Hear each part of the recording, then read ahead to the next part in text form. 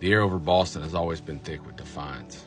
It was there in the salt spray off the harbor the night they threw the tea into the drink, the brine mixing with the sharp tang of rebellion. It was there when Paul Revere thundered through the dark, when the Minutemen took their stand at Concord, when a handful of scrappy colonists said to the most powerful empire in the world, "Not here, not us, not today." And it is still there now. Because tyranny, like the tide, always comes back. It creeps in cloaked in bureaucracy and good intentions, armed not with red coats and muskets, but with legalese and government contracts, with black boots and ice raids.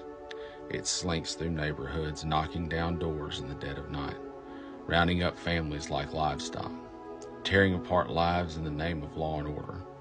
And the people of Boston, who have had revolution burned into their bones for generations, are watching.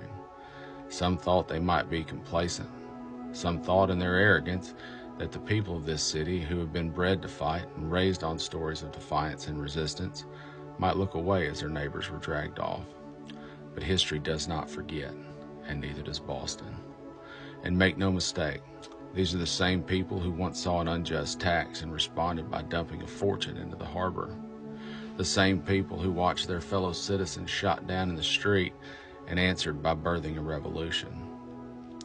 The same people who, when told that the king's rule was absolute, sharpened their bayonets and said, "We'll see about that."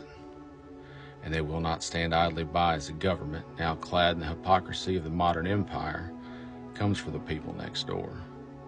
Because for all the sneering nationalism, all the talk of who belongs and who does not, Boston knows one thing for sure. The government does not get to decide who is ours.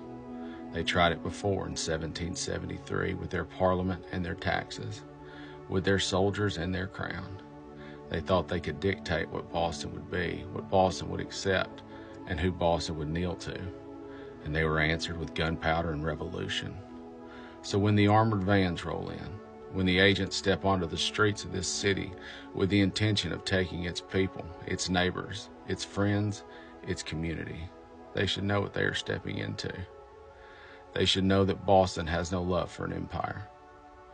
They should know that just like before, the real pride of America is not in its leaders, not in its policymakers, not in the black-tie aristocrats who sell the soul of the nation for a fatter bank account. It is the people, the common, scrappy, ungovernable people, the ones who refuse to be complicit, and the ones who show up, who lock arms in the streets, who block vans and throw themselves between their neighbor and the state, because they understand the most fundamental truth of this country. If one of us is not free, none of us are free. And so they stand, just as their ancestors stood, against the forces of tyranny, at the docks, in the streets, at the bridges, defiant. Because this is Concord, this is 1776, and the redcoats are in the goddamn harbor. Defiance till death.